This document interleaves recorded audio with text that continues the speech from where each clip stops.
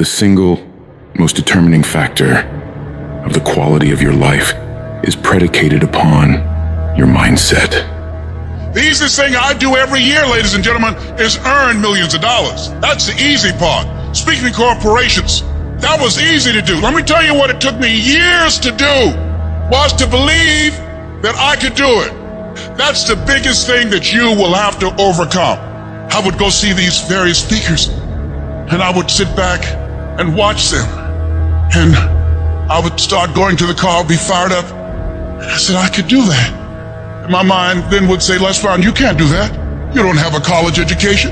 Les Brown, you can't do that. You've never worked for a major corporation. Les Brown, you can't do that. You've never had any experience doing things like this before. You don't know the right people. You don't have the complexion of connection. Why would someone hire you? Why would someone hire you to teach them and to motivate them to do something that you have never done? Be practical, be realistic, be logical. It can't be done. You have no credentials. And so based upon that, I didn't even attempt to do it. I held myself back. Maya Angelou said that most people go so far in life and then they pause. They take some hits. They have some failures. They have some disappointments. And they stop dead in their tracks. I went through a divorce from someone that I love very much. I was embarrassed. Boom. My mother was diagnosed with breast cancer. I was hurt. Boom. My best friend was diagnosed with cancer of the liver. Boom. I took a hit. I was diagnosed 9 years ago with prostate cancer and given 2 to 3 years to live. Boom. I took a hit. I paused. I took so many hits. Perhaps that's what Bigger Thomas said.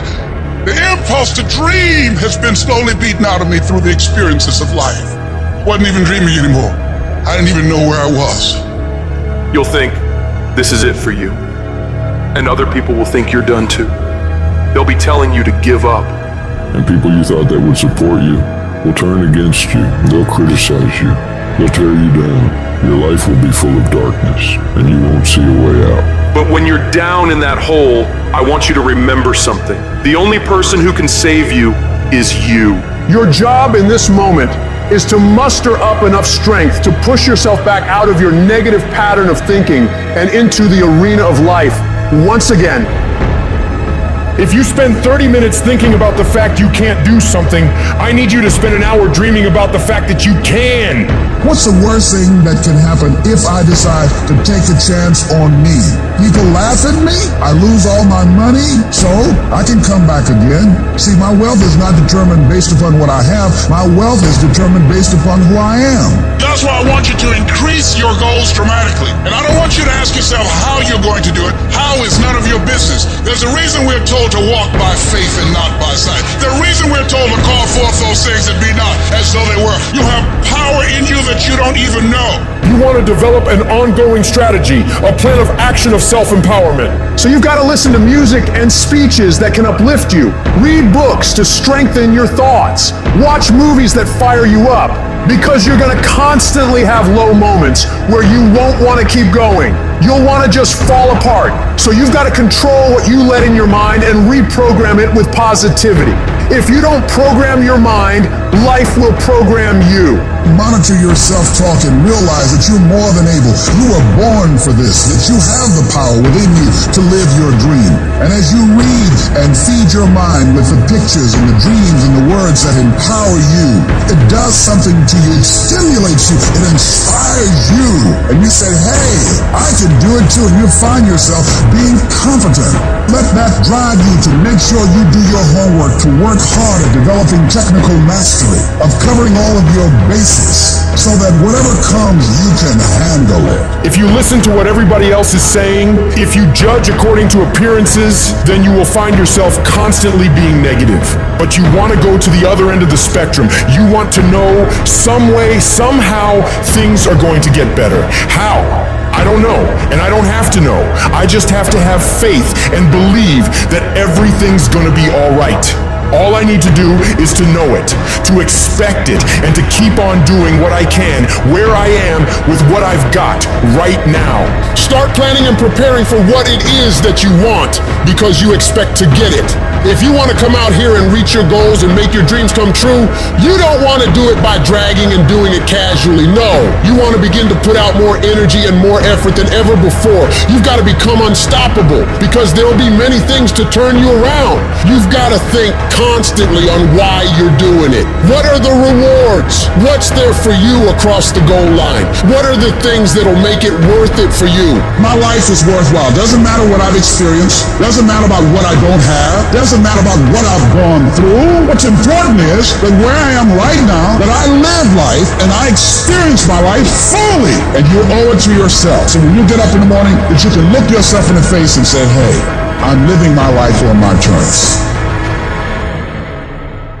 Do you know how many people have had visions, ideas, and huge career moves that they're about to make, and they allowed the word no to stop them? When you make the decision to do what you want to do with your life, just know this: because the family and the friends in your life do not share your vision, in most cases, they will be the first person to try and talk you out of what you want to do with your life. But know this: only those that can see the invisible can do the impossible. People that don't have any dreams for themselves, they tend to be dream killers. They'll laugh at you. They'll call you names because they have no dreams. They don't want it. Most people go through life holding back. If you get into the habit of just being mediocre, it will become a part of your consciousness. If you get in the habit of giving less than what you have it within you to give, it will begin to reflect itself in your personality. It will begin to damage you psychologically. And you don't want to be a part of that kind of self-destructive behavior. You want to set some high standards for yourself. There's greatness in you, and you've got to learn how to tune out the critics outside and the critic inside. And since I'm going to do this, I'm going to harness my will, and I'm not going to let anything stop me. You have to be relentless. You have to never let off the gas, never stop, never quit. Never allow anyone to talk you out of the dream, the vision, and ideas. And understand that for every level, there's another devil. It is the devil's job to create challenges, issues, and conflicts, insecurities, fear, because he wants to put you to a test. But I can tell you now, I piss the devil off every day because I just don't stop.